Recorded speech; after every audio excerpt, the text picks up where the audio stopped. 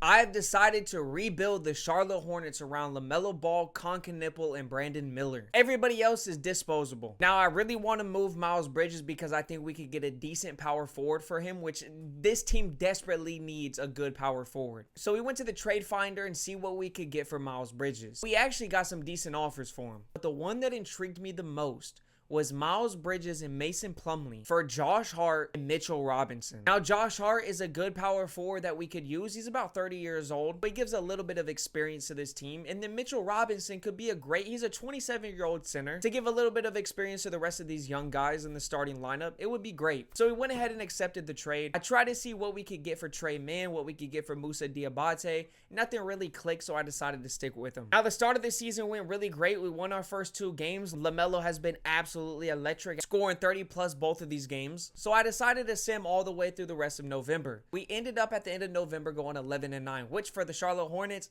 is pretty damn good. Now, the trio of Nipple, Brandon Miller, and LaMelo, it's been better than I expected. I definitely didn't expect in the first year of this rebuild for them to be plus 500. So we decided to keep simming the season and see where it would lead us. The Hornets throughout this first half of the season have actually been pretty great. There was even one game where the Charlotte Hornets scored 169 points against the Golden State Warriors, and LaMelo dropped a 50 piece. All the way up to about February 19th, this team had 33 wins. Unfortunately, that's when Josh Hart went down. He was out for 8 to 10 weeks with a leg injury. The starting lineup has been LaMelo, Brandon Miller, Nipple, Mitchell Robinson, and Josh Hart. They've been better than my expectations. Now, as I expected, the rest of the season without Josh Hart didn't really go the best way it could. We ended up this season 42-40, which is still plus 500. We got the 7th seed and we are in the play-in. Now clap it up for Colin Sexton for winning 6th Man of the Year, averaging 19 points off the bench. I mean, this dude has been a crucial part of this team all year. At one point, he was averaging like 20 points a game. Shout out LaMelo Ball. All-NBA first team,